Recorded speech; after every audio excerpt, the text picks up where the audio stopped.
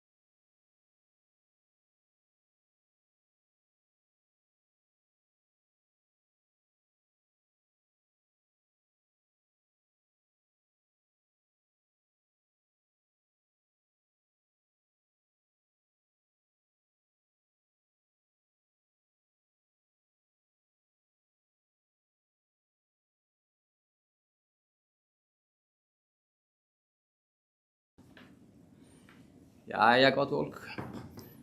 Þeir sem eru þarna að reyna að fylgjast með okkur á streyminu. Það voru smá tæknilegir örðugleikar hérna í byrjun. En sjáum hvort að það er ekki alltaf koma í rétt samt lag hérna. Nema hvaða draugur kom nú.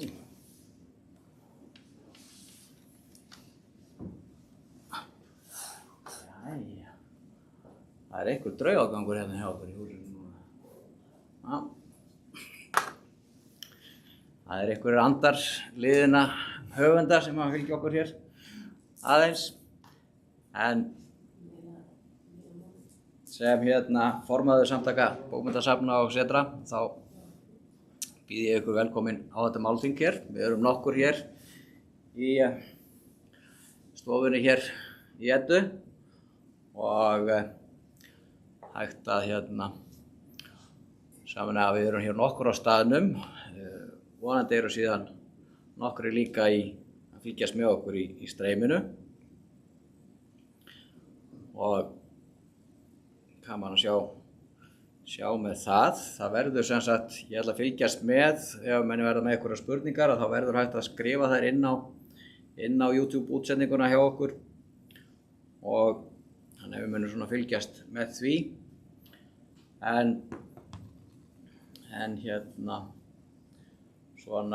Svo vorum við búin að samþykkja hérna áðan að gera hann Harald Þór Egilsson frá Minjasafninu á Akureyri að málþingsstjóra hjá okkur. Þannig að ég held að ég svona seti þetta hérna í hendurnar á honum. En þetta er dagskráin svona hjá okkur og gjörðu svo vel bara, Haraldur.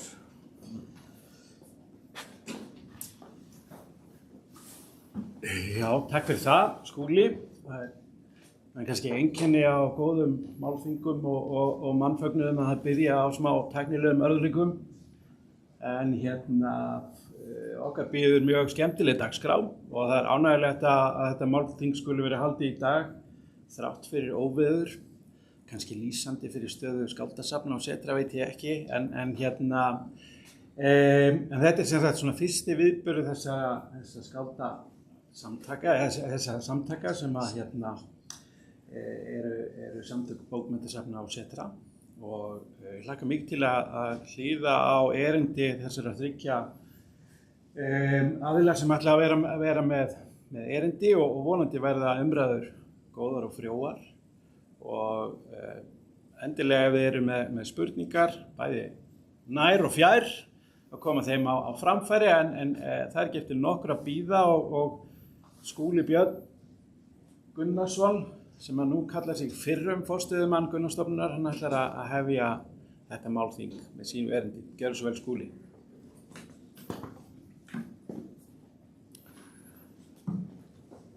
Já, takk fyrir það, Aldur. Það er það dæmist mig að ríða á vaðið og ég náttúrulega, já, ég er fyrrum núna. Því að áramóti síðustu þá lét ég að störfum eftir að hafa veitt Gunnarsstofnun á Skriðuklaustri forstöðu í 26 ár.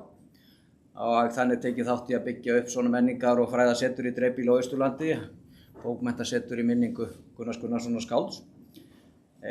Og á COVID-árunum þá dreif ég mig síðan í meistaranám í hagnýtri menningarmiðlun við háskólann og lauk prófi vorið 21. Þannig að viðfangsefnið var náttúrulega nærtækt hjá mér eftir öll þessi ár þarna á Skriðuklaustri. Það var bara framtíð rithöfundasafna á breyttum tímum og yfirskrift þessa málþings er nú svona nánast sú sama.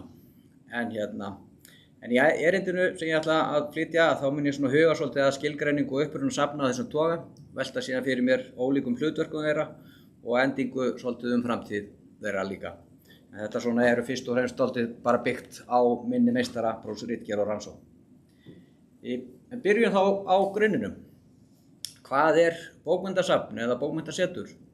Og innan alþjóðaráðs safna, ICOM, þá er sérstök alþjóðleg nefnd fyrir bókmennta- og tónskáldasöfn, International Committee for Literary and Composers Museums, eða ICLCM, eins og það er skammstafað. Og mörg þeirra safna sem eru í þessum undir ICLCM að þau varðveita lítinn raunverulega safnkost og aðildarskilyrði nefndarinnar eru í umtalsvert rýmri en hjá ICOM í rauninni. En samkvæmt skilgreiningum ICLCM þá eru bókmenntasöfn eða literary museums stofnanir sem að einbeita sér að varðveislu bókmennta sem menningararfs. Og til slíkra safna telst líka bókmenntatengt landslag, almenn bókmenntasöfn og rithöfundasöfn sem oft bygging eða íbúð þar sem höfundurinn fæddist, dó eða dvaldi tíma. Og þetta geta verið byggingar líka sem eru tileinkaðar einum höfundi eða mörgum höfundum. Þannig að ég svona mun í erindinu tala bókmenntasöfn, skáldaheimili, rithöfundasöfn. Þetta svona allt, en við getum sagt að bókmenntasöfn séu þetta svona ákveðið yfirheiti yfir margvíslega gerðir svona safna, setra og safnvísa, sýninga og jafnvel einmitt landslags eða minnismerkja. Og yfir þetta eru notuð alls konar heiti í erlendum tungum og ég svona gerði smá tilraun til þess í ritgerðinni að draga það saman í svona allavega fyrir ensku, norsku, fransku og þýsku. Þannig að við getum svona sagt að allir minnisvarðar okkar til dæmis skáld sem að standa nú vítt og breitt landið að þeir í rauninni falla svolítið undir þetta líka og svo sömuleiðis almenningsbókasöfn sem eru í vaxandi mæli að verða miðstöðum eða bókmenntahúsum nánast með fjölþætta starfsemi tengda bókmenntum. Þannig að þessi hópur í rauninni, þessi flokkur frekar að stækka heldur en minnka. En flóra safna og setra hér á landi hefur náttúrulega vaxið verulega síðasta aldarfjórðunginn, samhliða uppbyggingu í menningartengdri ferðaþjónustu og þar á meðal hefur fjölgað þeim stöðum sem að flokkast undir rithöfundasöfn og lengi vel voru nú aðeins 2 slík söfn á landinu og þau voru bæði á Akureyri, það er Nonnahús sem var opnað 57 og svo Davíðshús opnað 1965. Nú önnur menningarsetur sem kenna sig við höfunda eru náttúrulega Snorrastofa í Reykholti, Gunnarstofnun á Skriðuklaustri, þær voru báðar opnaðar sumarið 2000, Þórbergssetur á Hala, opnað 2006, Gljúfrasteinn, opnað 2004, sem safn Halldór Laxness og svona eina af þessum sem telst viðurkennt safn þó að vitaskuld Nonnahús og Davíðshús sem verandi undir hatti Minjasafnsins og Akureyri að flokkast samt sem áður líka undir viðurkennt safn. En síðasta áratuginn þá hafa nú kannski bæst við ýmiss konar sýningar og safnvísar og þetta nú svona bara rétt svona var ég að reyna að ná utan eitthvað af þessu. En hugmyndir rithöfundasöfn hafa nú stundum líka komist á rekspöl en síðan fjarað undan þeim. Dæmi slíkt náttúrulega Jónasarstofa á Hrauni í Öxnadal sem var opnuð á 200 ára afmæli Jónasar árið 2007 en var síðan illa út í bankahruninu en nú eru konar nýjar hugmyndir og metnaðarfullar uppbyggingu á Hrauni sem verður vonandi af. En það hægt að tína fleira til í þessu. Það eru þessar stóru stofnanir eins og Árnastofnun og Landsbókasafnið sem eru auðvitað bókmenntasöfn sem bæði varðveita og miðla bókmenntaarðurinn með ýmsum móti og það hafi fleiri skyldum að gegna. Og síðan það eru settar upp sérsýningar staka höfunda á merkum afmælisárum, sýningar sem stundum berast út á land og eru settar tímabundið þar líka eins og Landsbókasafnið hefur stundum gert. Nú svo höfum við líka gert öfugt við á Skriðuklaustri fórum með sýningu frá Skriðuklaustri í Þjóðarbókhlöðuna á sínu tíma. En smærri sýningum hefur fjölgað verulega á síðustu árum og við munum heyra örugglega nokkra þeirra hérna í erindunni hjá honum Ólaf Engilberts á eftir. En hvar liggur þá uppruni þessara tegundasafna? Rætur þeirra liggja í bókmenntatengdri ferðaþjónustu fyrir mörg hundruð árum þegar aðdáendur nafnkunnra höfunda hófu að heimsækja staði sem að tengdust þeim. Eitt elsta dæmið slíkan stað með óslitna sögu að finna í ítalska bænum Arca í Toskana, þar sem að endurreisnarskáldið Francesco Petrarca, sem var uppi á 14. öld, átti heima síðustu 4 ár ævi sinnar. Og sem frumkvöðull fornmenntastefnunnar þá hélt Petrarca á lofti verkum og minningu rómversku skáldanna og heimsótti meðal annars staði tengda verkum þeirra og ævi. Í skrifum hans sést skilningur á því hvernig staðir sem að tengjast uppáhalds höfundum okkar geta vakið sérstakar tilfinningar þegar við fötum í fótspor þeirra. Og það má segja að Petrarca hafi verið bókmenntaferðalangur sem að í lifanda lífi fékk í raun sömu stöðu og þeir sem hann vitjaði.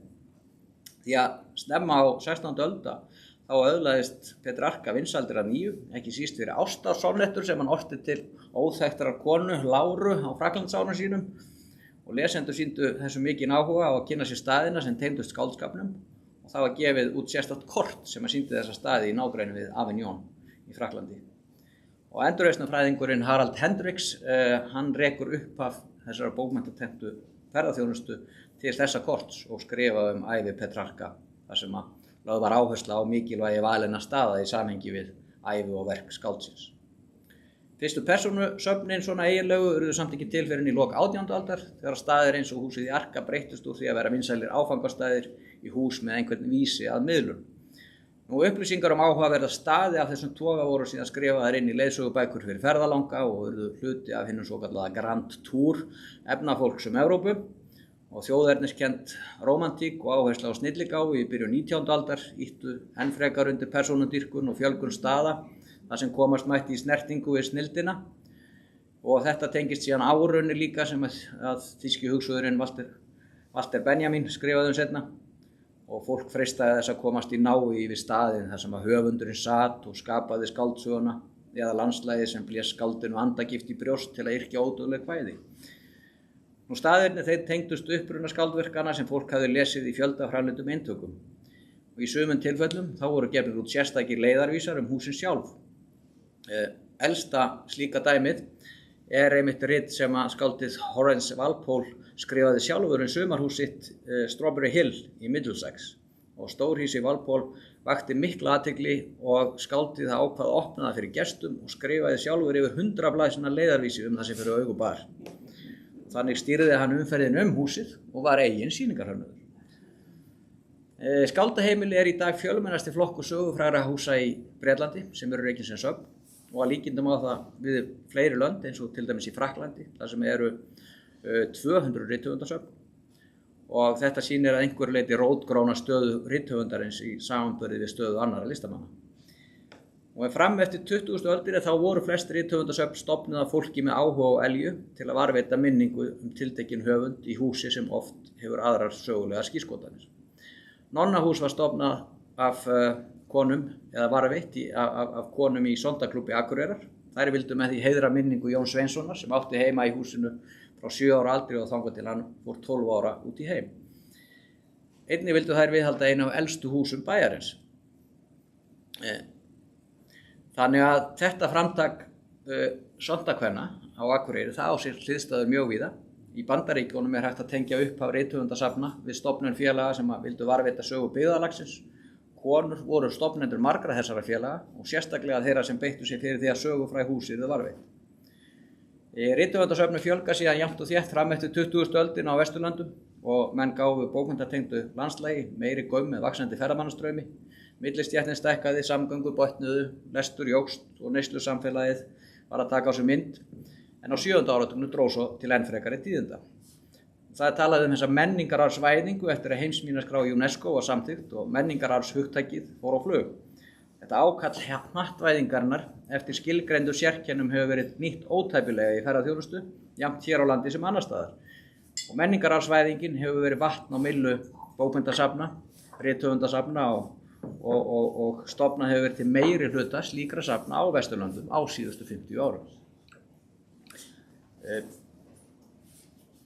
En þá að hlutverki slíkra safna.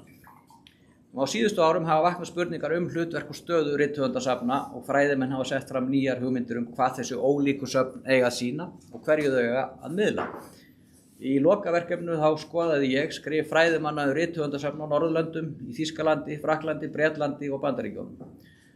Eitt af því sem mér virðist almennt viðurkennt að þessi söfn þurfa með einhverjum hætti að ná til fleiri heldur bókmenntafólks og aðdáenda höfundarins. Að meginmarkmið þeirra sé að breyta gestum sínum í lesendur.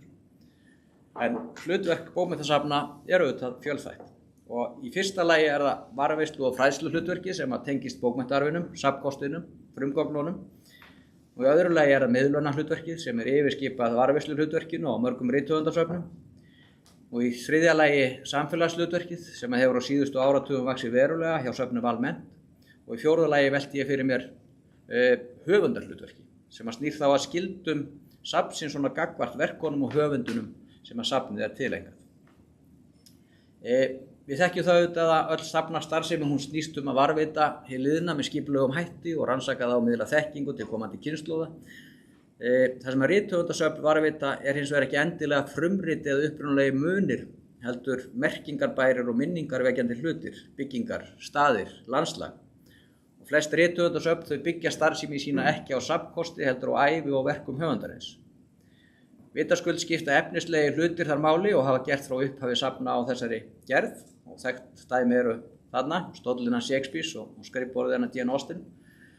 En þannig hefur varðveisluhlutverk rithöfundasafna lengst af gengið út á að safna því sem viðkomandi höfundur átti og notaði nú eða halda heimilu höfundarins í sama horfi og það var á hans tíma. Slík nálgun hefur mætt gagnrýni á síðustu árum og hún þykir vera gamaldags og í anda rómantíku 19. aldar þegar frægðarsól þjóðskálda skein sem skærast. Slík söfn þykja meira minna árið á grafhýsi heldur en lifandi opin söfn eins og krafist í safnaheiminum í dag. Sjónir manna beinast núna meira að varðveislu hins óáþreifanlega, það er að segja skáldskapnum sjálfum. Skáldskapurinn er auðvitað í eðli sínu óefnislegur líkt og tónlist þó að miðlunin fari fram gegnum efnislega hluti. Skáldskapurinn öðlast ekki líf fyrr en í huga þess sem að les eða hlustar. Þar fær hann merkingu og verður minningabær. Þess vegna skiptir óskaplega litlu máli hvaða ritvél, tölvu eða penna höfundurinn notaði þegar hann skrifaði orðin, eða hvað. Og orðin koma svo víða við í efnisheimum á leið sinni frá huga höfundar til huga lesanda. Rithöfundasöfnin þarfnast samt alltaf efnislegra hluta, því að þeir eru svona eins konar lyklar að dyrunum sem þarf að opna á milli gestsins og verkana. Og leiðsögumenn safna nota auðvitað gripi til að tala út frá og kveikja áhuga gestsins á lífi og verkum viðkomandi höfundar. Sem leiðir okkur yfir í miðlunarhlutverkið. Megin vandi rithöfundasafna við miðlun hefur ætíð verið að ná hinu gullna jafnvægi á milli ævi höfundarins og verka hans. Það er auðveldar að sýna áþreifanlegar eigur skáldsins heldur en skáldskapinn sjálfan. Sama skapi er auðveldar að segja frá ævi höfundarins í krónológískum sýningum þar sem að staðreyndir eru taldar upp heldur en með verkunum sem krefjast túlkunar.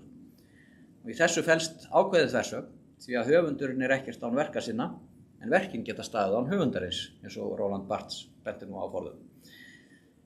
Persónudýrkun og trúin á snillinginn, þjóðskáldið, ýtti undir þá efnislegu leið til miðlunar sem flest rithöfundasöfn hafa valið og rækt í rúmar 2 aldir. Safnið er helgistaður þar sem að gestirnir dýrka höfundinn sem skapar að verka sem hafa hreyft við þeim og jafnvel haft áhrif á líf þeirra. En hvað með þá sem hafa aldrei lesið neitt eftir viðkomandi höfund? Þar sem að rithöfundasöfn eru helguð einstaklingum og afrekum þeirra byggist upplifun gestsins að stórum hluta á því hve vel hann þekkir til höfundarins og verka hans. Rýmið fær aðra merkingu hjá þeim sem eru vel lesin í verkunum heldur en þeim sem ekkert þekkir til höfundarins eða verkana. Það er samt óumdeilt að þeir sem minna þekkja til höfundarins njóta heimsóknarinnar líka og hún auðgar anda þeirra og ýtir undir bókmenntaáhuga. Það tengist því að bókmenntasöfn eru margbreytileg og marglaga. Ég held að ég sleppi því að fara í heterotópíurnar hans Foucault en bókmenntasöfn eru samt mjög gott dæmi um það. En það verður engin miðlun án viðtakanda og sumir fræðimenn vilja meina að rithöfundasöfn séu hluti af boðskiptalíkani bókmenntana þar sem ekki sé hægt að skilja þau frá skáldskapnum sem tengist þeim, hvort sem safngesturinn er kunnugur verkunum þegar hann kemur á safnið eða kynnir sér þau eftir heimsóknina. Þau Spring og Szymanski sem að unnu að þessu norska verkefni Transforming Authors Museums eða TRAUM eins og það var skammstafað í Noregi, að þau settu þetta svona, tengdu þetta inn í boðskiptalíkan Róman Jakobsson og þið sjáu það svona í þessari mynd að þetta tengist líka kenningum danska fræðimannsins Niels Lund sem að tekur mið að nýju bókfræðinni að flokka með hvers konar bókmenntasöfn sem hluta af útsendingu skáldskaparins eða transmission og jafnvel megi ganga svo langt að kalla bókmenntasöfn eins konar hliðarteksta eða flokkaði undir svona eins og paratekst.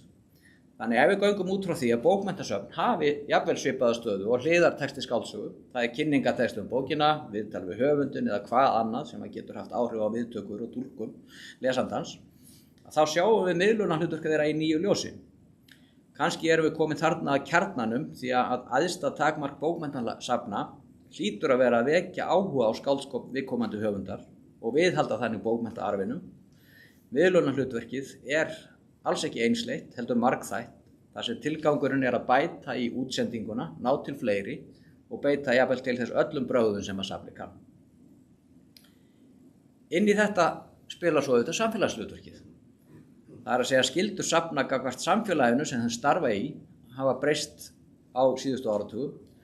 Fram yfir miðja 20. öld trúðu menn á hlutleysi safna og þau væru sjálfstæðar stofnanir sem ynnu hlutlægt að sínum verkefnum og hefðu fyrst og fremst varaveislu og fræðslu hlutverki að gegna.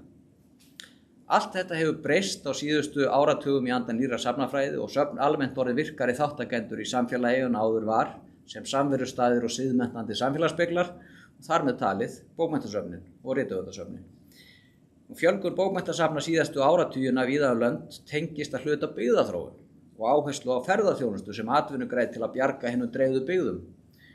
Rannsóknir frá Frakklandi sýna að þetta virkar því að það liggur í eðli bókmenntatengdrar ferðaþjónustu að ýta undir hverskins könnun og upplifun á stöðum þar sem höfundur fékk innblástur eða finna má sögusvið verka hans. David Herbert heitir fræðimaður sem hefur fjallað hvernig bókmenntatengdir staðir eru byggðir upp og markaðssettir og samkvæmt honum að þá eru helstu ástæður þess að fólk heimsækir slíka staði, ekki bara tengdar sambandi ferðamannsins við höfundin eða verk hans, heldur búa þeir yfirleitt alltaf yfir einhverju almennara aðdráttarafli eins og aðlaðandi umhverfi, aðstöðu að þjónustu og að vera getið í leiðalýsingum eða ferðahandbókum. Niðurstaða fræðimanna er að bókmenntatengd ferðaþjónusta sé orðin efnahagslega mikilvægur geiri og því sé mikilvægt að skilja þarfir gestanna. Jafnframt þurfa að nýta tengingu staðanna við höfunda og bókmenntir með markvissari hættu og í meira samstarfi við nærsamfélagið og lykilspurningin fyrir þá sem ætlaði að byggja upp bókmenntatengdan áfangastað eru hvað geymir bókin sem getur hvatt, hrifið, örvað og breytt lesendum í ferðamenn. En með hliðsjón af því að meginmarkmið bókmenntasafna eigi að vera að breyta gestum sínum í lesendur, þá snýr þessari spurningu hins vegar upp í hvað geymir safnið sem getur hvatt, hrifið, örvað og breytt gestunum í lesendur. Það leiðir okkur inn í næsta hlutverk, það er höfundarhlutverkið. Hverjar eru skyldur rithöfundasafna við höfundir sjálfan og höfundarverkið? Ef við göngum út frá því höfundurinn lifi í verkum sínum en ekki í þeim húsum sem hann dvaldi í á meðan hann lifði, þá hljóta bókmenntasöfn að beina sjónum sínum að verkunum. Þannig hlýtur að vera í verkahring rithöfundasafna að ýta undir lestur á verkum viðkomandi höfundar og útbreiðslu á skáldskapans. Með höfundarverki á ég við hvernig þessi söfn þurfa eiginlega að taka við keflinu þar sem höfundurinn skildi við það. Þau geta ekki fría sig ábyrgð á því að halda á lofti þeim gildum sem höfundurinn hafði, en söfnin þurfa á sama tíma að draga þau í efa og efna til gagnrýninnar samræðu við fortíðina. Þau geta ekki varpað því alfarið á aðrar stofnanir eða útgáfufyrirtæki að halda lífi í verkum höfundarins, þó að höfundaréttur verka sig yfirleitt ekki hjá rithöfundasöfnum heldur í eigu afkomenda, þá hvílir sú skylda á söfnunum að mínu mati að leggja sitt af mörkum til að verkin lifi áfram og eignist nýja lesendur. Allt snýst þetta að viðhalda bókmenntaröfunum sem að deyr ef enginn lesa hann lengur. Og hinn hefðbundna nálgun að varveita og sýna skáldaheimilið og hugsa aðeins hinn áþreifanlega bókmenntaarf sem höfundurinn skildi eftir sig er ekki sjálfbær fyrir bókmenntasöfn. Bókmenntasöfn þurfa að mínu mati að ganga inn í hlutverk höfundarins eftir mætti. Það er æskilegt að þau beiti sér fyrir nýjum útgáfum, nýjum þýðingum og hverskins skrifum verk höfundarins. Söfnin eiga lífsitt undir því að höfundinum sé haldið á lífi í umræðunni og það komi út ævisögur og heimildarmyndir hann. Gegnum samfélagsmiðla er hægt að vekja athygli á verkum og hugmyndum, grípa tækifæri þegar heitmál kom upp í þjóðfélaginu og tengja þau við gömul skrif. Það er hægt að gera hlaðvörp höfundinn eins og það ferð að gera og komast þannig eins nærri því og hægt að senda hann út svona látin í viðtöl. Nú en rithöfundasöfn, og ég ætla nú ekki að fara inn á gervigreindina eins og með þetta En rithöfundasöfn eiga einnig með markvissum hætti að stuðla að og styðja hvers konar nýja sköpun út frá verkum höfundarins og tengja þannig við listamenn samtímans. En hver er þá framtíðin? Söfn allan heim, þau hafa á síðustu áratugum tekist á við fjölþættar áskoranir vegna örra samfélagsbreytinga, nýrra söguskoðunar, vaxandi samkeppni afþreyingu og hraðrar tækniþróunar með stafrænni byltingu svo nokkuð sé nefnt, að ekki sé minnst á gervigreindina þá orðið núna. Og söfn, þau eru hins vegar í eðli sínu íhaldssöm og byggja á fastmótuðu skipulagi og aðferðafræði sem á rætur að rekja til 19. aldar. Markmið safna er að mestu óbreytt frá því fyrir 100 árum og meginhlutverk þeirra að varðveita og fræða hefur ekki breyst. Bókmenntasöfn eru þær engin undantekning. Á meðan söfnin hafa haldist óbreytt hefur safngesturinn hins vegar gjörbreyst og þarfir hans eru allt aðrar en fyrir 100 árum, jafnvel fyrir 13 árum. Stafræn tækni hefur breytt gestunum eins og Jane Finnis, verkefnastjóri Let's Get Real, sem var svona samstarfsverkefni á milli nokkurra safna í Bretlandi, orðaði þetta ágætlega hann árið 2013. Nýjum kynslóðum að þeim fylgja nýjar væntingar og reynsluheimur þeirra allt annar en foreldrar þeirra. Ef að söfn og aðra menningarstofnanir ætla að ná til þeirra sem alist hafa upp í tækniheimi 21. aldar, þá dugir ekkert að stinga höfðinu í sandinn og halda þróunin stöðvist. Framsækni og nýsköpun verður að taka við að fortíðarþrá og söfnin þurfa að færa sér í nyt hinn opna og samtengda stafræna heim. Linda Young heitir önnur fræðikona sem hefur skoðað og skrifað söguleg hús og þar á meðal skáldaheimili í Bandaríkjunum, Bretlandi og Ástralíu. Hún telur að heimsókn í skáldahús þurfi að vera ferðalag til að uppgötva eitthvað nýtt, fremur en uppfylling gamalla drauma. Tími þjóðskáldanna liðinn. Við þurfum að nýta okkur lausnir og aðferðir afþreyingariðnaðarins til að skapa upplifun í rithöfundasöfnum, glæða menningararfinn, skáldskapinn lífi til að kveikja áhuga nýrra kynslóða. Og ef bókmenntasöfn eru eins konar hliðartexti við skáldskapinn sem tengist þeim, þá spurning hvernig sá hliðartexti getur blásið lífi í bókmenntirnar og stuðlað að nýrri sköpun. Hvernig gesturinn upplifir heimsókn og safn mótað af óteljandi þáttum. Á síðustu árum þá hefur safnafólk og þeir sem hanna upplifun beint sjónum sínum í auknum mæli að svokallaðum töfrahring sem ég varpa hérna upp. Ekki síst vegna þess að safn eða sýning felur í sér áþekk mörk milli afmarkaðs heims og raunheims og tölvuleikunum býr yfir gagnvart þeim sem spilar hann. Og hinn finnska Jóhanna Koljonen ein þeirra sem hefur bent á þetta við kennslu sínum upplifunarhönnun. Hún hefur sýnt fram á það að hann nægir ekki að hugsa eingöngu innsta kjarnan þegar við erum að búa til sýningar til dæmis. Það þurfum að hafa í huga við hverja þá upplifun sem hönnuð að gesturinn eða þátttakandinn hann byrjaður í leiknum áður en hann stígur inn í töfrahringinn sjálfa. Og það erum við auðvitað sem lesendur ef við þekkjum til verka höfunda. Þannig að menning og eigin reynsluheimur af þeim móta væntingarnar sem byggjast síðan upp áður en gesturinn mætir á staðinn og þá minningu sem eftir situr líka. Og allt sem gerist fyrir og eftir að stígið inn í töfrahringinn, það skiptir máli og hefur áhrif á upplifunina og þetta á alveg einkar vel við bókmenntasöfn að mínu mati. En að lokum, framtíð rithöfundasafna eða bókmenntasafna, hún stendur og fellur með því hvernig við mætum væntingum, þess breiða hóps sem að sýnir því áhuga að heimsækja þau og öðrum forsendum en hinni vel upplýstu og rómantísku bókmenntaferðalangar sem að fækkar stöðugt. Söfn og sérstaklega bókmenntasöfn geta ekki skorast undan því að þau snúast að stórum hluta ferðaþjónustu. Það litar hlutverk þeirra á ýmsan máta, hvort sem mann líka það betur eða verð. Og gerir þessi tenging það verkum að söfn teljast til upplifunar ferðaþjónustu. En söfn þurfa að vera meðvituð gesti sína og skapa eftirminnilega upplifun. Útfærslurnar eru óteljandi en aðalatriðið að sýningin og miðlunin á ævi og verkum höfundarins nái svona markmiði sínu og gesturinn stígi inn í einhvers konar töfrahring. Takk fyrir mig.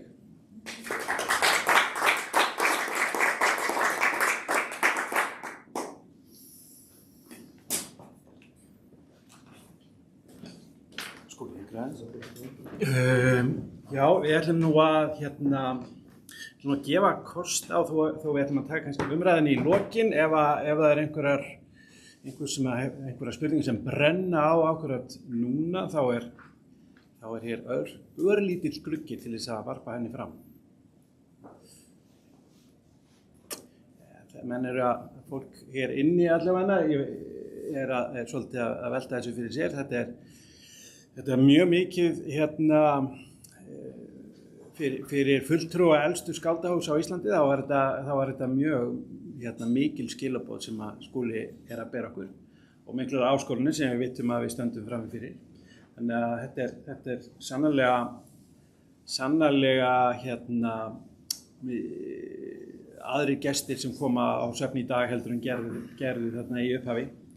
En næstur á mælendaskrá er Ólafur Jón Engilbertsson og gjörðu svo vel, Ólafur.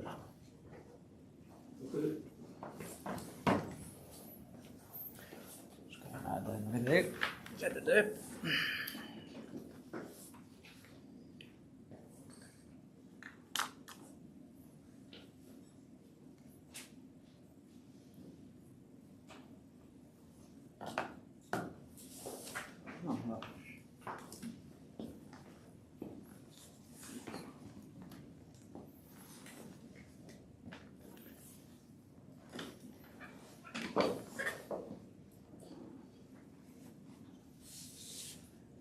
Komið þið sæl. Takk fyrir að bjóða mér að vera hérna með stutt erindi. Ég ætla að vera með smá inngang gögn skálda sem leynast víða, ekki bara á landsbyggðinni sem ég ætla að fjalla á eftir. Ég ætla að byrja á smá inngangi. Þarna sést inngangurinn í Landsbókasafnið aðeins breyttur árið 2002, sýningum Halldór Laxness. En undanfarin ár hafa gögn skálda og rithöfunda eins og Snorra Hjartarsonar, Gísla J.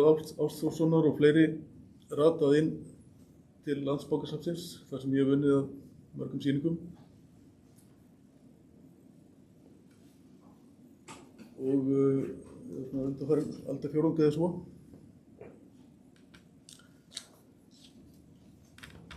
Gögnin komið þangað til varðveislu að frumkvæði einstaklinga, en oft liggja svona gögn úr rykfalla í geymslum í stað þess að vera sett á safn. Og það kannski undir hælinn lagt hvað kemur á safnið. Oft þarf að hafa samband við fólk. Það var mín reynsla allavega, en hér má sjá spjald sem voru einn af 6 sýningum sem ég sett upp Laxness á Landsbókasafninu. Að vera kjur eða fara burt, það er stór spurning þegar kemur að varðveislu menningar. Auður Jónsdóttir fjallar í þessum texta að náttúran í Mosfellsdalnum hafi verið Nóbelsskáldinu næring, svo hann gat ræktað náttúruna í sjálfum sér.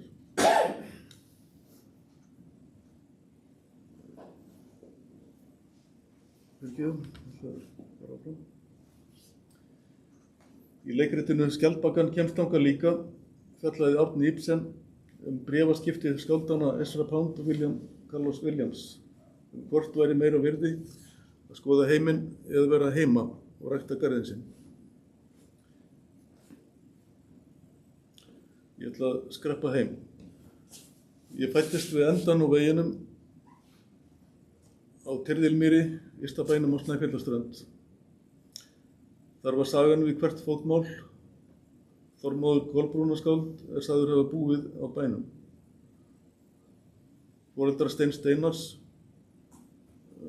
kynntust þar og Jón Guðmundsson lærði hvað niður draug á Snæfjöllum, ekki svo langt frá. Og meira segja í tvígang. Spánverjavígin voru talsvert rædd í göngum á haustin með æðeyingum, enda gengi slóðir Spánverjavíganum. Og barst þá Jón Guðmundsson lærði í tal, enda helsti heimildamaður vígin og hefur verið kallaður fyrsti rannsóknarblaðamaður landsins. Og auðvitað frægur fyrir að hafa tvisvar kveðið niður draug á Snæfjöllum.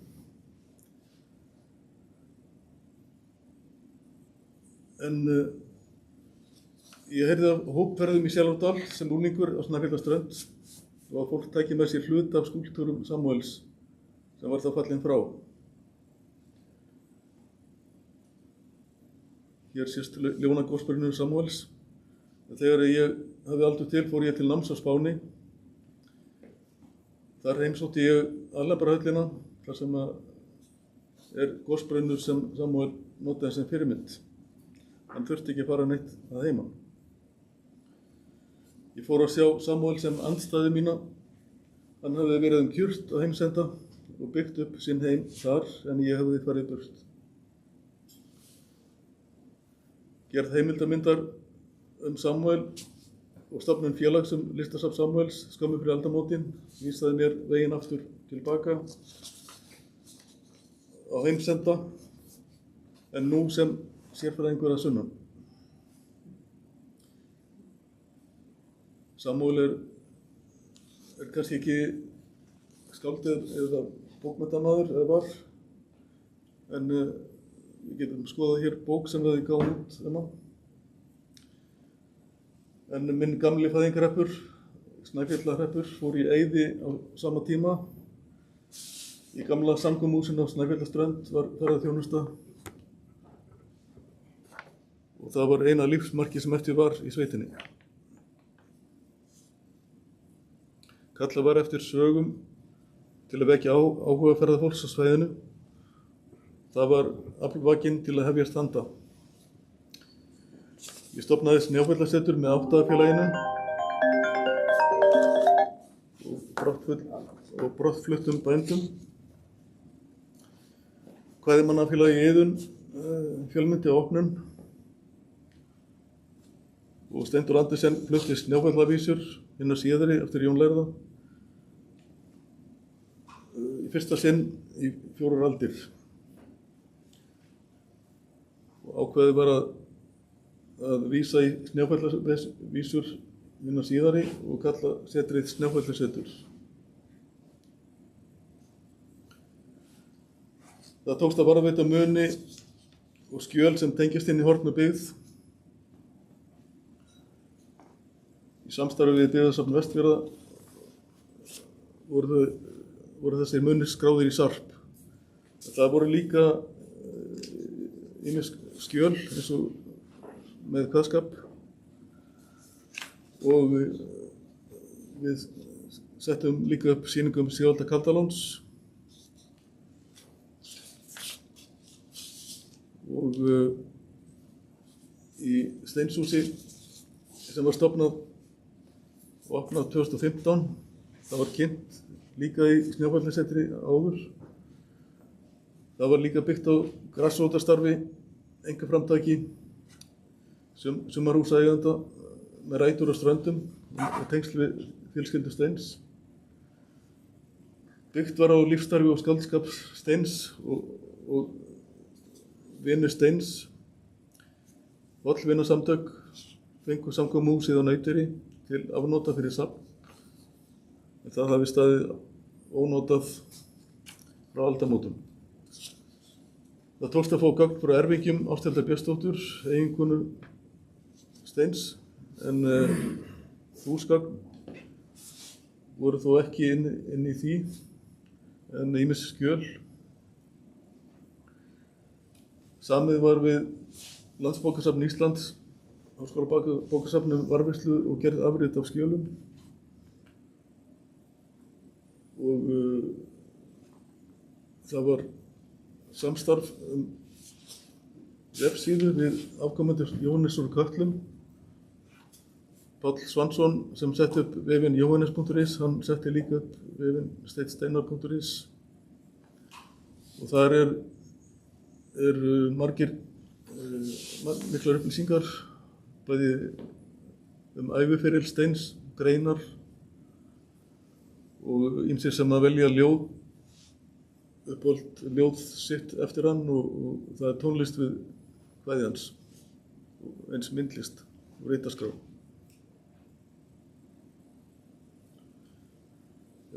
Steinshús athugaði hvort að hægt væri að fá viðurkenningu sem safn, en það hefur ekki gengið hingað til. Það er aðeins opið yfir sumartímann, eins og hinn safnin sem ég er að nefna hér, eða setrin.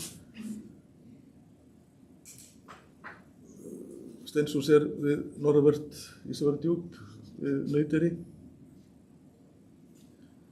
En Barskasetur er á Ströndum, Árneshreppi. Það var ákveðið að stofna það í kjölfar íbúafundar, þar sem að var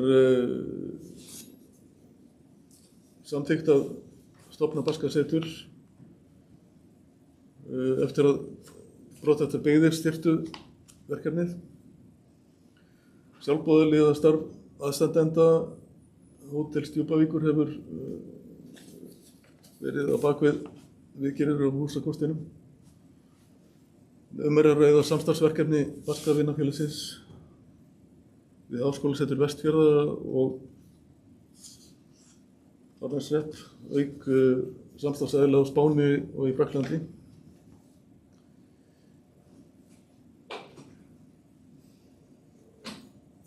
Kveðskapur og eða heldur samantekt Jóns lærða Spánverjavíginn er grunn texti Barskaseturs Og eins er sem sagt eru basknesku orðasöfnin sem varðveitt eru hér í Árnastofnun veigamikil. En það var opnað síðasta haustið 2025 með því að opna inn í einn tank síldarverksmiðjunnar. Þarna eru nokkrir samstarfsaðilar frá Spáni og Frakklandi, baskneska hluta beggja landa, sem hafa staðið að verkefninu ásamt Baska Vinafélaginu og Háskólasetri Vestfjarða og fleirum. Það búið að innrétta þarna tankinn og varpa upp texta sem sjá hér Hvalfangarabæn eftir Jóhannes de Echeverri á 5 tungumálum og sönn frásaga á 5 tungumálum, formálinn. Það má hlýða á þetta á sýningunni. Þetta Evrópuverkefni, fékk 20.000 evra styrk frá Creative Europe fyrir 3 árum og það gerði það kleift að fara í framkvæmdir þarna. En ég ætla að fara aftur í Listasafn Samúels. Það búið að vera meira en aldarfjórðung uppbyggingarstarf þar. Ég vil nefna að Ólafur Gíslason, síðasti bóndinn í Selárdal, bjargaði mörgum myndum og gögnum eftir Samúel frá eyðileggingu. Hann var kjur í dalnum, sá eini sem eftir var, og hann bjargaði líka mörgu frá Gísla, hitti og kynntist Gísla á Uppsölum. En þarna sést inn í kirkjuna, kirkju Samúels, með gögnum sem voru frá þeim tíma þegar Ólafur Gíslason var. Hann setti til sýnis á sumrin, en líkanið eftirgerð. Öll líkön grotnuðu niður, það leið of langur tími þar til björgunarstarfið hófst. Liðu nær 30 ár, en þetta sem sagt, þessi mynd tekin svona 1998. Og þessi mynd tekin 2006 þegar sjálfboðaliðar frá Seeds eru að vinna þarna ásamt Gerard König myndhöggvara.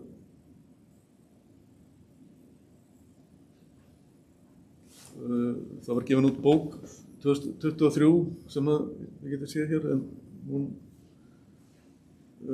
sýnir starfið, segir frá starfinu þessi ár, og það líka myndir af þeim verkum sem hafa fundist, en það alltaf að koma fleiri og fleiri ljós, og þetta bara dæmigert fyrir það að það mikilvægt að vera vakandi fyrir svona menningarminjum. Gíslasafn á Uppsölum verður opnað í sumar. Þar verið að innrétta stofu Gísla með orgeli og þetta verður skemmtilegt verkefni. Gísli var rithöfundur og nágranni hans, Ólafur Gíslason, gaf út þessa bók Eindal sem þyrfti nú að endurútgefa, en þar mikið af ljóðum eftir Gísla og hugleiðingum. Selárdalshátíð verður í sumar og sólmyrkva fögnuður. Á þeim tíma verður Gíslasafn opnað og þið eruð velkomin. Þetta sem sagt cirka það sem ég vildi sagt hafa, en ég vildi bæta við að rekstur þessara setra og safnvísa er ekki traustur þar sem þau standa afskekt og geta ekki haldið út í starfsemi allt árið. Ég reitt sig á fjármagn frá uppbyggingarsjóðum nema til viðburða. Þéttbýlisstaðir sem leggja áherslu á aðgengi allt árið hafa verið í forgangi með að fá fjármagn. Hins vegar er grasrótarstarfið þakklátt á sumrin þegar gestir koma og segja ómetanlega sögur sem tengjast safninu og gestir njóta þess að heimsækja sögustæði. Á þessum afskiptu stöðum utan alfara leiða var áður blómleg byggð enda nokkur hundruð manns. En það voru önnur viðmið. Samgöngunar voru bara á sjó. En hraðar breytingar inn í nútímann juku hætti á rofi í þekkingu á menningunni á þessum stöðum. Það má ljóst vera að mikilvægt fyrir afskipta safnvísa að rækta garðinn sinn og sinna grasrótarstarfi en ekki síður að beina sjónum sínum út af við. Það er mín reynsla að erlendir gestir og sjálfboðaliðar jafnt og samstarfsaðilar hafa mikinn áhuga á afskekktum stöðum, ekkert síður en þeim sem eru aðgengilegir. Þá vil ég þakka fyrir.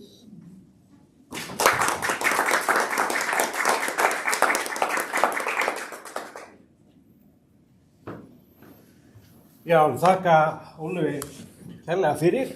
Það er gott að sjá að skáldasöfn eru að spretta upp ennþá. Þau eru ekki bara í fortíðinni og gömul og rótgróin. Þetta eru greinilega sprett upp ný og einmitt þá gaman líka að sjá að þessi tenging ykkar við ferðarþjónustuna sem er nú töluverð í Selárdal, sem er nú kannski svolítið einmitt eitt af því sem að Skúli kom aðeins inn á, sem að tengir þessi skáldasöfn dálítið við nútímann. Þau eru ansi mikið allavega til dæmis við á Akureyri Nonnahús hefur alltaf töluvert verið mikið í ferðarþjónustu. Er einhver sem brennur með spurningu til Ólafs akkúrat á þessari stundu? Aðeins að spyrja þetta Gíslason, er það einhver svona félagi kringum það? Já, það verður stofnað hóllvinnaðar. Já. Það þá að spurt var hollvinna samtök, hver í stæða bakvið og þá að stofna hollvinnasamtök. Já, við sem stöndum að uppbyggingunni með samfélagsstofnun. Já. Áhugavert og endilega í lok þessa fundar þá ætlum við aðeins að gefa tækifæri á spurningum, þannig að þið hefði ekki mistað að tækifærinu en hún Hrefna Haraldsdóttir ætlar að koma og halda hér loka erindi málþingsins. Gjörðu svo vel, Hrefna. Takk fyrir.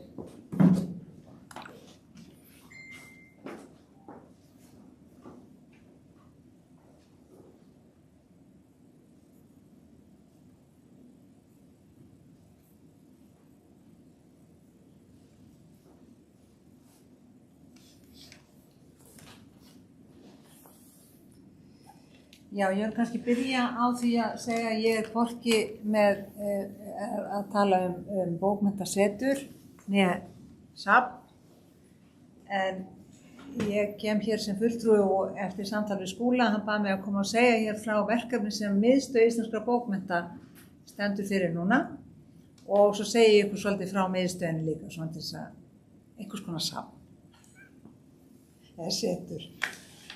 En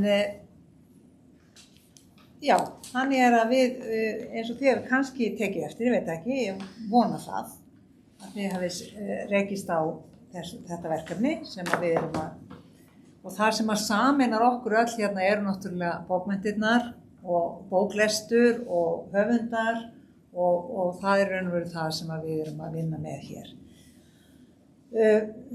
Okkur er ætlað að vinna að íslenskri eða framgangi íslenskra bókmenningar með öllum mögulegum hætti og einn liður í því að við gerum kannanir, lestrarkannanir árlega og birtum niðurstöðu þeirra alltaf og höfum gert það núna í, þessi ekki 9 ár og það er ákveðin tilhneiging sem að við sáum núna á síðustu árum að bóklestur færi aðeins minnkandi. Þess að stærri hópur sem les aldrei bók og við ákvaðum að nú þyrfti að bregðast við. Þá fórum við í þessa hvatningu sem við köllum svo, lestrarhvatningu og sem að ber heitið Bókaðu stund fyrir bók og lestrarhvatning til þjóðarinnar og við erum svona kannski fyrst og fremst að horfa til fullorðins fólks. Það er mjög margt gert með börnum og sem er frábært en fullorðnir eru náttúrulega fyrirmyndir barnanna þannig að við hugsaum það kannski líka svolítið þannig. Og fullorðnir eru ekkert stikkfrí þó að sko, þeir þurfa líka að lesa. Svona, þannig á þess að við séum eitthvað með puttan á lofti þá ákváðum við nú að reyna að gera það svolítið svona jákvætt og skemmtilegt og sem sagt þetta átti að vera herferð. Við ætlum að fara í herferð sem vekti athygli á mikilvægi lesturs og hvetti fullorðið fólk til að lesa meira. Og við vildum gera sterkast svona sjónræna herferð sem virkja fólk til þáttöku. Þó að þáttakan sé ekki, það eru engar skráningar eða skuldbindingar af neinu tagi. Þetta er bara þáttaka, það er að segja að þú bara lest heima hjá þér fyrir þig. En svona öflug kynning til þess að fræða fólk og vekja það til umhugsanir mikilvægi lestrar. Og kostir þess að lesa meira. Og nú spurningin var svolítið svona, hvernig fáum við fullorðið fólk til að lesa meira? Og við erum með ákveðna svona leiðir eða eiginlega svona auglýsingar sko og kynningarmál. Við vildum vera opin og hvetjandi og við viljum vekja athygli á mikilvægi lestur sem mótvægi við símanotkun og tækniþreytu og leggja áherslu á þáttöku, lestrarsamfélag, samtal, skemmtun og virkni. Og við minnum bara fólk á hvað bækur eru mikilvægar og mótandi fyrir okkur og samfélagið. Þannig að fólk gerir lestur að svona gæðastund fyrir sig. Það er þessi stund sem við erum alltaf að tala um. Lestrarstund, gæðastund, bókaðu stund og svona. Og þannig að við vildum, markmiðið var að gefa að fá fólk að gefa sér tíma til lesturs, bara í daglegu amstri og gera þar með bóklestur að raunhæfum hluta á daglegu lífi. Og við leggjum bara áherslu á einfaldar og jákvæða hvatningu til þess að allir séu með. Við erum ekki að tala um ákveðna tegundir bóka, allt er undir, bara bóklestur almennt. Og við viljum líka minna á það að þetta þarf ekki að vera tímafrekt eða flókið því að það er oft svo mikið þessi söngur að allt sé svo tímafrekt, enginn hefur tíma til eins eða neins, þannig að við erum að reyna að tala til þess fólks. Og við sýnt ykkur svona aðeins hérna bara nokkur dæmi hvað hérna er yfirskriftin og það er svona plakköt sem hafa birst víða og er hægt að benda ykkur á það líka, það er heimasíða sem heitir, vefur sem heitir bókastund.is og það er hægt að ná í allt þetta efni, prenta út eftir þörfum og það er fjöldi manna og stofnanna og félaga sem er að gera það allt land og það er mjög gaman og við viljum auðvitað að það verði sem flestir sem gerir það. Nú, svona dæmi eitthvað sem við erum kannski ekki farin af stað með núna að fá höfunda til að mæla með bókum sem þeir eru að lesa eða hafa lesið og svo erum við með ýmis lestrarráð. Það er nokkuð svona og þá er þetta allt svona í svona allu gríni en enga síður, það er eitthvað sannleikskorn í þessu.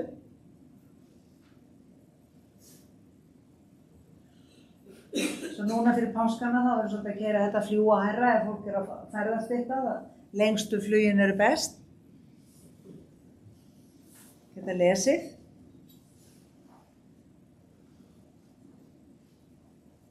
Og við lítum svo á að þetta sé okkar allra hagur og þetta finnst mér tengjast mjög beint ykkar góða starfi allt land að þar sem eru höfundar og höfundaverk og mikil saga og þannig að lesa verk þeirra höfunda og skyldra höfunda auðvitað gaman. Nú við vorum með þessa hérna stóru miklu bók hérna, hún búin að vera svona svolítið að ferðast flakka þessum bæinn og hún mun fara víðar. Og svo svona hugmyndir eitthvað svona, mögulega svona efni, töskur og bóli og svona, við erum ekki alveg komin út í það. Allt kostar þetta nú líka sitt. En svo þessir merkimiðar, þeir eru mikið notaðir og til dæmis voru hérna félag bókaútgefenda sem með bókamarkaði núna í Mjóddinni hérna í Garðheimum. Þau létu prenta alveg kássa af þessum miðum og notuðu sem bókamerki og gáfu fólki á bókamarkaðinum. Og það má nota þetta með ýmsum hætti. Þetta svona truflið ekki, tengingin. Ég að lesa. Nú svo eins og ég segi með þennan vef sem heitir bókastund.is og hann aðgengilegur líka af okkar vef sem islit.is og bara allstaðar, hægt að fara beint inn á hann og þar allskyns gagnlegt efni eins og ég sagði áðan, hægt að prenta út og senda öðrum og það bara svona almennt verkefni og svo bara alls konar svona praktísk ráð, lestrarráð líka og svona þetta hafa fyrirtæki verið að nota og einstaklingar og svona félög og stofnanir þannig ég hvet ykkur endilega til þess að kynna ykkur þetta. Nú, ég held nú eiginlega að þessu sé nú, ég hef ekkert mikið meira þetta að segja nema að þið viljið spyrja. Svo ætla ég kannski aðeins að segja ykkur almennt frá miðstöðinni. Er einhver tímaræmi svona á þessu átaki hjá? Nei, í raun og veru, þannig það verið langt. Við erum alveg að hugsa árið. Og svo kom upp svo hugmynd bara núna nýlega mögulega að flytja ykkur yfir á næsta ár. Byrja næsta ár líka með einhverjum svona trukki. En það veltur á ýmsum svona praktískum atriðum. En við erum svona svolítið að hugsa árið. Og svona birtast þá með svona einhverjum svona ólíkum hætti. Hafið þið eitthvað hugsað skáldarsöfnin með einhver hlutverki í þessu? Skáldarsöfnin? Já. Nei, ekki nema það sem eins og ég segja að ég hvet ykkur og býð ykkur til samstarfs með að notfæra ykkur bókastund.is og þar gætu þið fundið líka bara skemmtilegar hugmyndir fyrir ykkar söfn og setur. Því að við erum svo líka, erum að bjóða kannski svona einhvers konar pakka eða langar að gera það, að bjóða fólki að kaupa kannski bóka svona einhvern bunka, ýmist kannski sama titil í mörgum eintökum eða ýmsa titla og til að geta haft svona á vinnustaðnum fyrir starfsfólk og eða gesti. Og það var eitthvað annað sem ég var að hugsa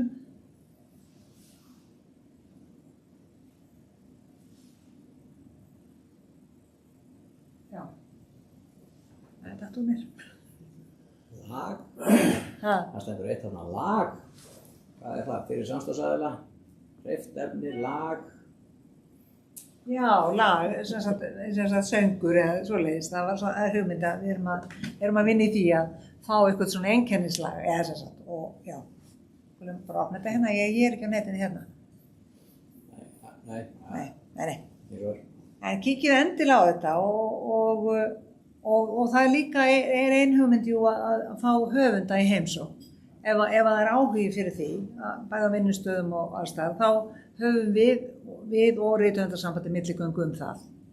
Þannig og það er alltaf, þetta getur auðvitað verið einfalt eða flókið í útfærslu eftir hvers konar vinnustæði eða staðir að ræða. Stundum vill fólk bara fá frí í sinni pásu og svona og ekki neinn áreiti, aðrir vilja nýta hann í eitthvað annað og við höfum líka verið að tala við fyrirtæki að gefa fólkinu sínu kannski 10 mínútur korter í upphafi dags eða lok dags til að sitja bara eitt út í horni einhvers staðar með sína bók og lesa og hafa þó kannski eitthvað bókaframboð á staðnum. Þannig að þetta nú bara svona svolítið skemmtilegt verkefni sem að við auðvitað bindum vonir við að verði til þess að þjóðin, það verði vitundavakning með þjóðinni. Þá væri til einhvers unnið. Finnið einhver, getur þú sagt að það séu komið einhver viðbrögð eða svona hvernig þetta að fara af stað? Já, sko við fáum mjög jákvæð viðbrögð og mikil viðbrögð. Þetta maður alltaf svolítið inn í sínum klefa kannski, en við fáum ansi mikil viðbrögð og svona jákvæð. Fólki finnst þetta skemmtilegt og svona jákvæð tónnis og svolítið sniðugt og svona sko, þannig og svona fólk, alls konar fólk að segja okkur sögur hvernig það hefur að nota þetta svona á sínu heimili, taki alltaf frá korter eftir kvöldmat og lesi með börnunum sínum og sem sagt öll fjölskyldan lesi saman, hver í sinni bók eða allir í sömu og þetta vinnustæði líka að gera, þeir eru að taka sér hluta dags í svona lestur og þetta ég held að dropinn hóli steinin. Ég ætla að leyfa mér að vera bjartsýn. Í einu spurningina? Já.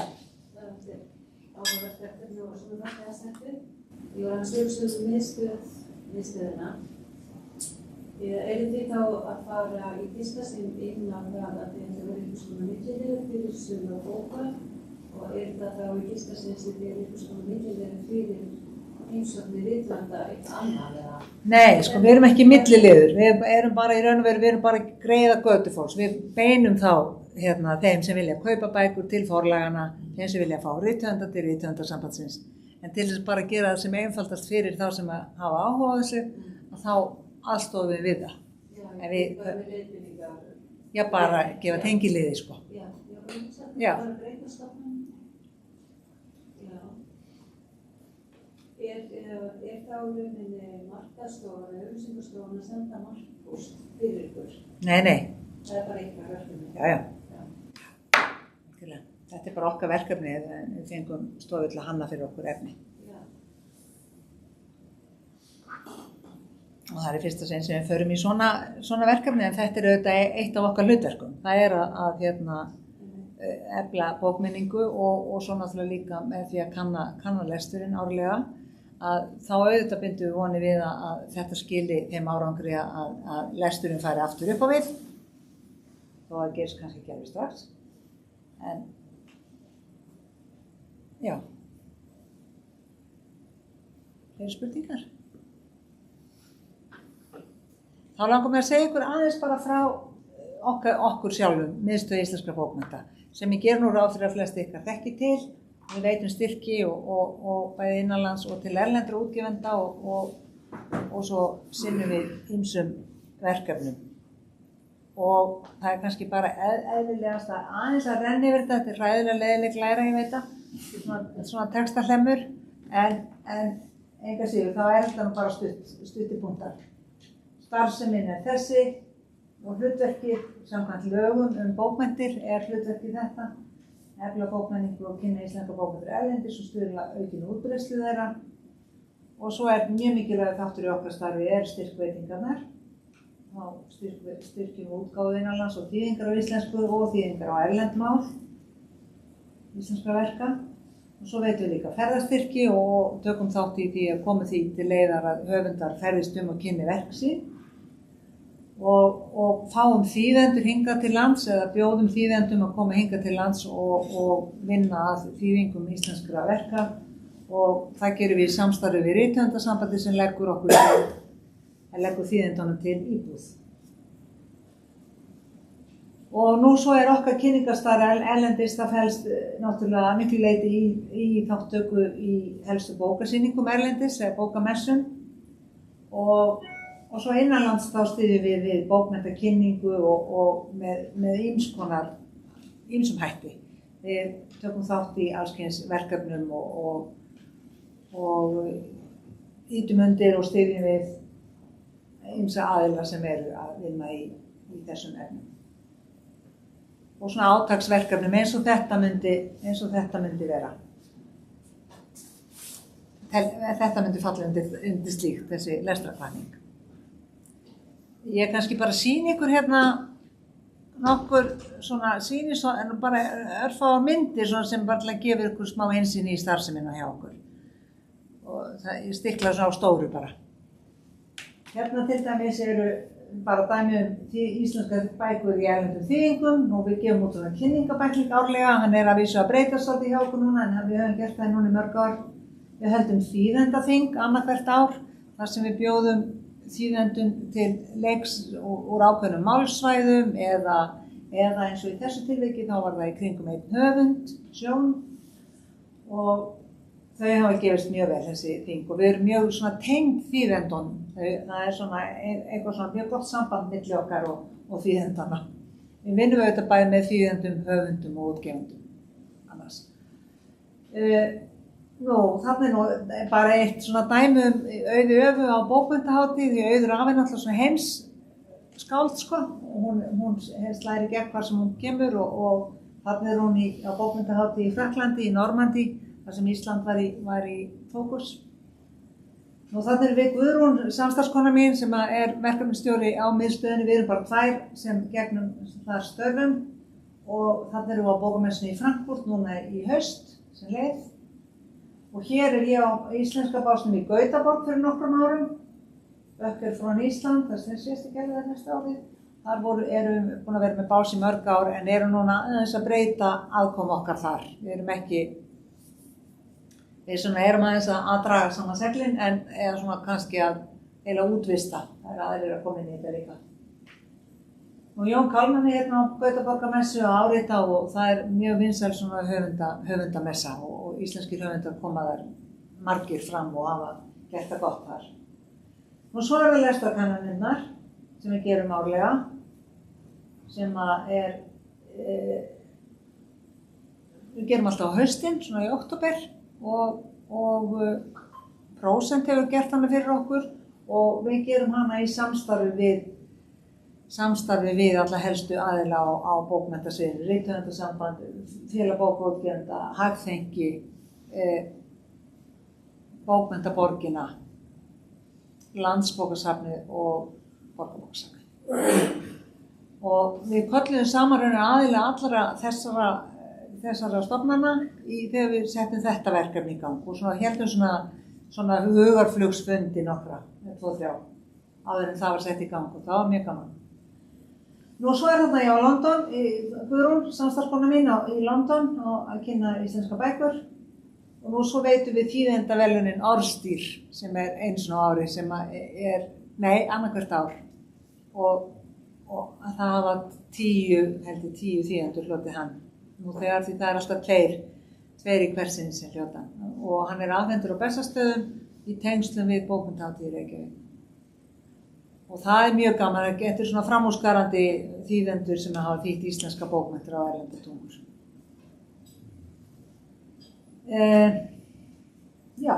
Þetta svona starfið í, skulum segja, hnotskurn eða svona litlum bútum. En það miklu meira okkur á vefnum okkar sem islit.is. Það allt okkar dót að finna. Við erum nýbúin að opna reynda nýjan vef, þannig að hann í vinnslu en þarna allt okkar efni. Fullt af fréttum og allskyns gagnlegt efni. Og svo erum við auðvitað á samfélagsmiðlum Facebook og Instagram. Svona frekar aktív, myndi ég segja.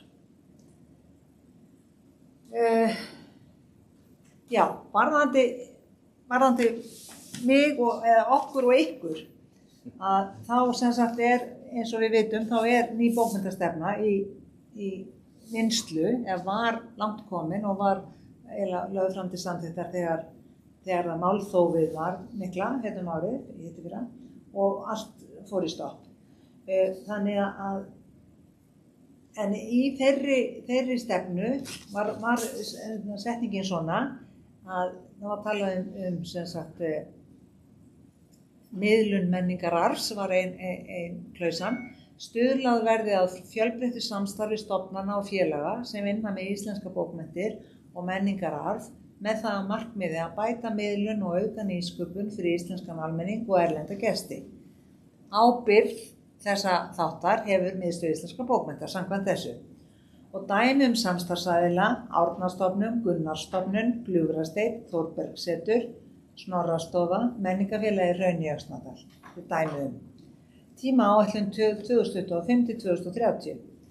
En þar sem þessi stefna og þar með þessi liður hefur nú verið settur til hliðar, að þá get ég bara upplýst það að ég búin að vera í sambandi við ráðuneyti sem sagt stöðu málsins og nú búið að fá aðila í að gera allsherjar úttekt á virðiskeðju bókmenntana eins og það kallað. Það að segja allt frá því að bókin verður til og byrja að skrifa hann og þar til hún kemst í hendur lesenda. Og þá auðvitað ráðuneytið að horfa á hvernig farið með opinbert fé og hvernig það nýtist og hvað vel gert og hvað mætti bæta. Og þegar þessi úttekt liggur fyrir sem í raun að vera núna, hún átti að liggja fyrir núna í lok febrúar og ég held að hún hafi gert það alveg og þá tekur ráðuneytið við henni og vinnur bókmenntastefnu upp úr því eða í framhaldinu. Og mér þykir mjög líklegt að hún byggja miklu leyti á þeirri sem fyrir lá, en kannski með einhverjum svona áherslubreytingum og það gert ráð fyrir að hún fari ekki fyrir þingið, heldur verði afgreidd í ráðuneytinu. Og það geti gerst núna í vor og eða haust. Þannig að það ekki bara, tímalínan ekki alveg klár með það.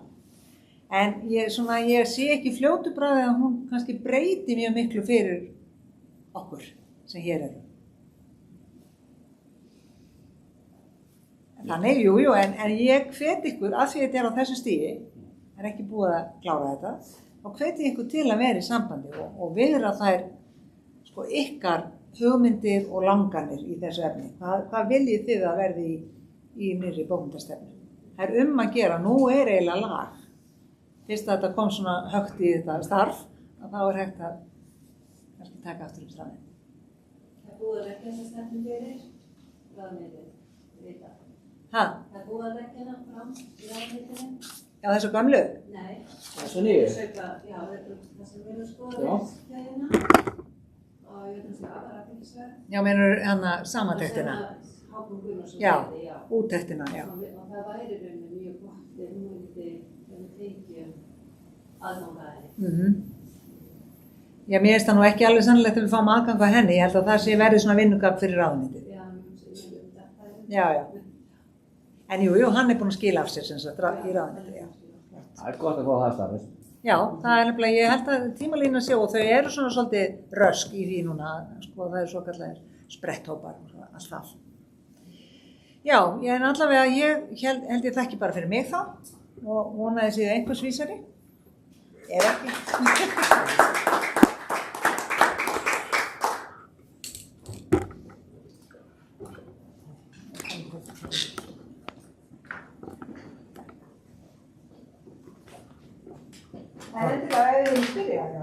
Takk Hrefnu kærlega fyrir. Það síðasta tækifæri til þess að bera fram spurningar ef að þær hafa vaknað á meðan að erindum hefur staðið. Einhverjar spurningar af netinu? Nei, það engar spurningar á netinu. Það alveg 10 með okkur sem áður það, þannig að það gaman. Og ég var ekki í garðum og reynum mér. Þetta hefur vakið fólk til hugsunar. Kannski að spyrja Skúla bara út í þessar leikjahugmyndunum sem búin að vera í gangi, á Skriðuklaustri. Já, við erum svona við erum svo sem að gera ýmsar tilraunir á Skriðuklaustri með einmitt svona að nýta bæði einhverja stafræna tækni og sömuleiðis svona að ganga svolítið út frá leikjavæðingar pælingum og það gefur bara náttúrulega góða raun. Það kannski svona það skemmtilegasta sem við höfum verið með og svona nýstárlegast kannski þessi Uggi litli sem svona stafræn leiðsögumaður sem þá svona fígúra af Gunnari sem ungum og litlum Ugga sem á ýmislegt sammerkt með skáldinu og settum sem sagt upp, þetta er gert í svona auknum raunveruleika, þannig að menn nota símann sinn og svo fara gestir með símann á milli, setja einn svona lítið spjald inn í bækur og þá verður til nýtt mynstur og þá beinir símann að því að þá opnast ný sena og ekki stígur fram á bókinni og segir annarkort frá viðkomandi stað eða einhverjum sem tengist í húsinu eða einhver úr verkunum. Þannig að þetta var svona leið hjá okkur til þess að flétta saman, ná kannski verkunum aðeins fram fyrir höfundinn líka, en fyrst og fremst líka bara þetta að koma með eitthvað sem að höfðu alveg sérstaklega til yngri kynslóða og þá líka til, já, ekki bara til yngri, það fjölskyldan öll skemmti sig þegar hún fer í gegnum þetta, við erum með 14 svona sinnum. En þetta er svona kannski, já, gott dæmi það, hvað er hægt að gera og auðvitað allt kostar peninga, þá samt sem áður meira sem við getum gert heldur en við oft gerum okkur grein fyrir á þess að kosta svo mikið til. Bara með því að hugsa svolítið út fyrir rammann og fylgjast með því nýjasta sem að gerast. Eru fleiri spurningar? Þetta frábæra lestrarátak sem er kannski pínu hvatning til okkar skálda, safna og setja líka til þess að það er skemmtilegt ef það er til sambærileg herferðum að sektu söfnin heim, skálda söfnin. Það væri áhugavert. Það kemur í framhaldsöfnum, þegar allir eru alveg sjúkir í lestur. Nákvæmlega, það er tilgangur. Ef enginn les, þá er okkar tilvist ógnað sem skálda-söfnum. Ég verði allra samt kannski svona. Við byggum til viðburði kringum útlánabókum, með almenningsbókasöfn. Þá erum við með svo prjónabókakvöld, fólk í sveitinni hittist og er með hannyrðir og spjallar og það er til þess að fólk taki síðan bækur með sér, taki að láni og þetta er fínir. Já, sniðugt. Kannski svona ein eiginlegi lestarþráð þetta húsdaga. Já, Já, það er svona, það er kannski bara efni annað málþing eða annan viðburð að ræða til dæmis þá viðburði sem er oft í tengslum við þessi söfn og skáldahús. En ef það er fleira, þá ætlum ég að þakka kærlega þeim sem fluttu í erindi og þeim sem hafa tekið þátt hér í umræðu, bara takk kærlega fyrir. Er ein spurning sem Já, af því að ég var svona reyndir í þessu. Ég var svo ótrúlega hrifin því ég sá safnið hans H.C. Andersen, Jóhannes Janæs. Er eitthvað svona safn sem er svona mjög góða fyrirmyndir á Norðurlandi byrju? Ég myndi segja að það var mjög góð fyrirmynd. Já, það var það besta bara, já. Ég vildi óska þess að við hefum saman fjármagn og hönnuð frá Ólympíuleikunum til þess að það var ekki þetta. Það er náttúrulega til, ég hef heimsótt töluvert á bæði á Norðurlöndum og víða meir. Það er auðvitað marga fyrirmyndur sem er hægt að skoða. Þetta, í mínum huga snýst þetta líka bara dálítið og það er svona kannski grundvöllurinn fyrir því að við bjuggum til þessi samtök, bókmenntasafna og setra. Hugmyndurinn er auðvitað að deila svolítið þekkingu og reynslu og jafnframt því að vera svona aðeins á undan ríkinu og með þetta sem að búið að gefa boltan í bókmenntastefnunni eða drögunarstefnu. En ég held akkurat að það sé málið að við getum gert miklu betur bara með því að deila svolítið og koma því sem við þekkjum og hefum skoðað á framfæri með okkur hvert öðru og ræða svona hluti og möguleika á því hvað við höfum séð sniðuð þarna og þar fram til göttunum sko, því að það er við getum gert betur án þess að fá eitthvað gríðarlega mikið meira fjármagn, það er mín skoðun. Maður er meira spurningur. Maður er hægt til dæmis að vera í samstarfi við forlögin þegar við til dæmis að endur útgefa bækur eftir látna höfunda til dæmis sem eru tilsetur og söfn með. Að vera með þá einhvers konar kynningarefni á setrinu í þá kápu eða eitthvað slíkt, sko. Já, þetta er bara einmitt eitt dæmi það sem maður hægt að gera miklu betur.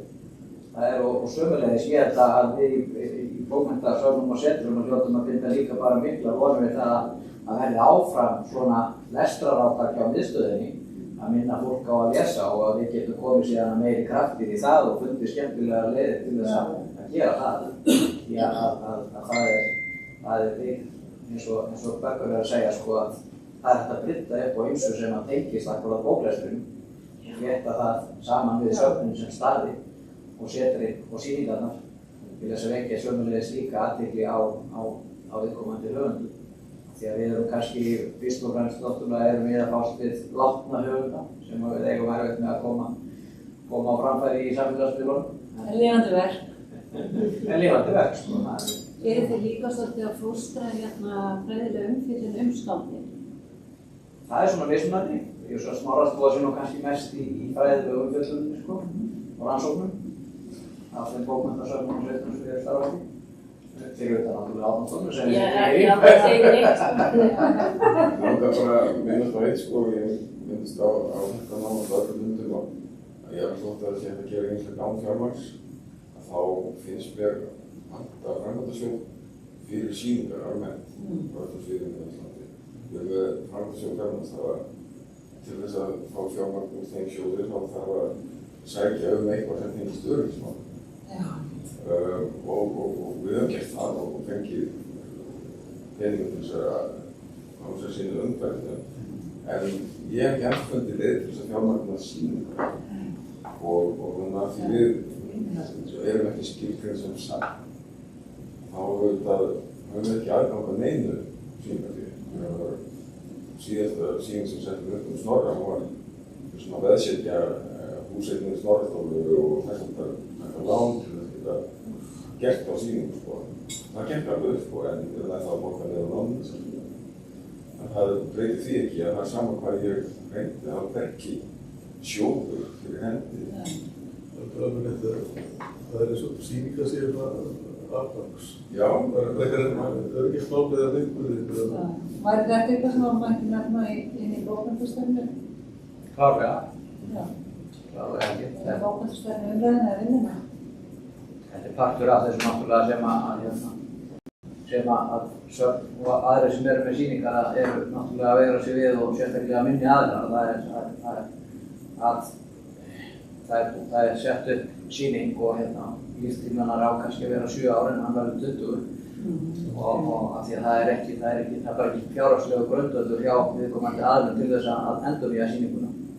Þannig að ég held að þetta sé og þetta er eitthvað líka bara af því að þessi tegundasöfnum og svo sem all söfn almennt eru náttúrulega bara svo stór hluti af ferðaþjónustunni hjá okkur og því verður ekkert breytt sko. Menn geta það sem skoðun á því hvort það eigi að vera það eða ekki en við förum þegar við förum til útlanda þá erum við eiginlega að heimsækja einhver söfn og sýningar og sama gera náttúrulega ferðamenn þegar koma hér og þar er leiðandi á að horfa á þetta líka sem part af því en ekki bara algjörlega afskipt að gera.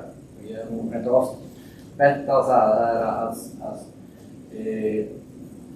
söfn og sem að reyka sér opinbert hér að þau engan aðgang að samtökum ferðaþjónustunnar, komast hvergi að borðið þar til þess að ræða málin í þessum geira og síðan erum við einhvern veginn svo erum við sömulegis, erum við svona kannski í samangeranum bara ef við horfum á það, þá erum við ekkert endilega alltaf mikið að vilja tala ferðamannin sem slíka tekjur.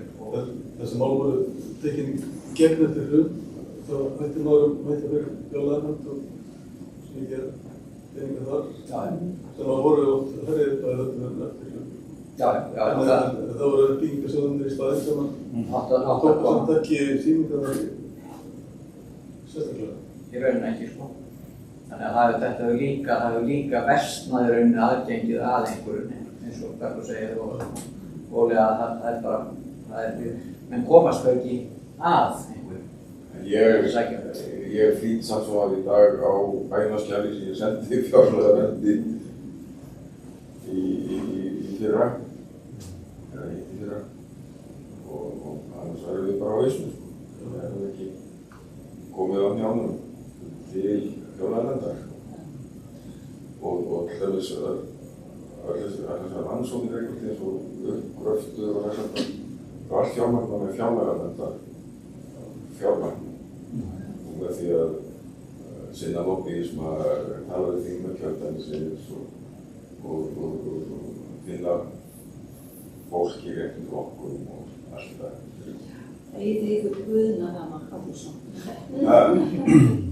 Það er alveg ljóst að gerist ekkert án fjármagns, sama hversu mikla alúð og eljusemi fólk leggur í verkefni, þá gerist ekkert án þess að sé einhver fjármagn á baki. Það er verkefni fyrir okkur að bæra eftir því og fá smá innspýtingu. Ég ætla ekki að kvarta mikið um þess að fjárlaganefnd hefur staðið sér ámlega gaman okkur, en ég er sko fulltrúi safnaðsins fær ekki krónur. Ég hef enga hagsmuna gegn því. En hæstu styrkin eins og uppbyggingarsjóðum er 1 milljón, 1,5 milljón. Þetta er mest aðeinslega hugmynd að þetta vera svona framkvæmdasjóður sýningar. Það er svo mikið aðeinslega. eins og allt þetta svona ólega já, En Við förum með það inn í ráðuneyti. það er ýmisverkin sem að býða okkar en eða ekki fleira. Þá þakka ég bara kærlega fyrir. sömuleiðis.